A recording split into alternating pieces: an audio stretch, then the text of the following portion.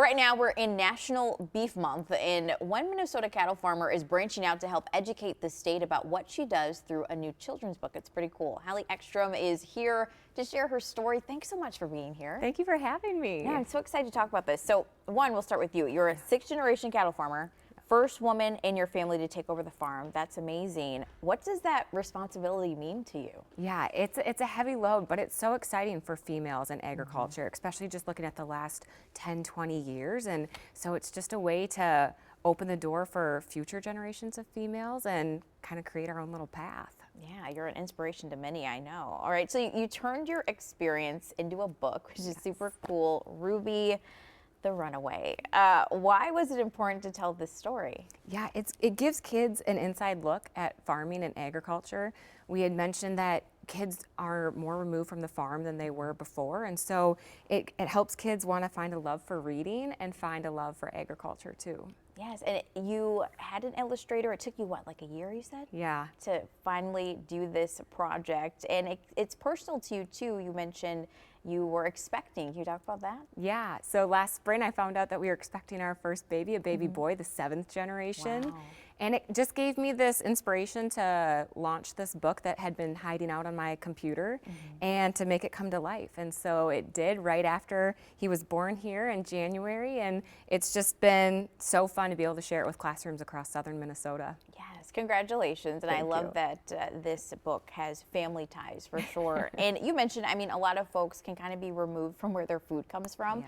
For people watching, what's one thing that you want families to understand about cattle farming here in Minnesota? Yeah, you know, Minnesota is home to over 68,000 farmers, and a third of those are cattle farmers, and 98% of them are family owned. And so we're just looking to do what we love every day and to help put a nutritious protein on your plate to gather people around the table. Yes, and for people who are more visual learners like myself, I mean, you can actually come to your farm. Can you talk about that? Yeah, we love to host classrooms and kids and just give them an inside look at real baby calves, or try to take baby calves to the schools so kids can see them and interact and ask all the fun questions. Yes, okay, so make sure we reach out to you for any schools or even personal visits.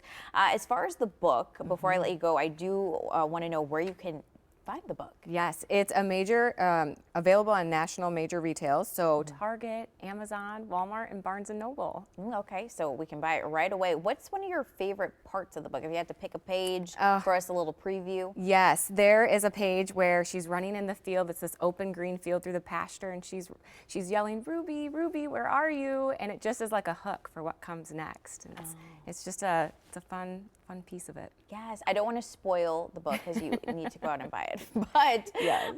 This kind of has a personal connection to your farm. Can you talk about that? Yes, Ruby on the front cover is a real cow that my husband and I purchased together, and that's why she's so special. And she doesn't run away in real life. Okay, but I was about to ask you that. Doesn't run away, but it has a family tie, which you mentioned a lot of farms do here. So support local. That's the Absolutely. message today. Thank you so much for being Thank here. you for having me. We'll have much more details on where you can find Ruby the Runaway at KARE11.com/noon. Stick around. We have a lot more news and weather to get to today.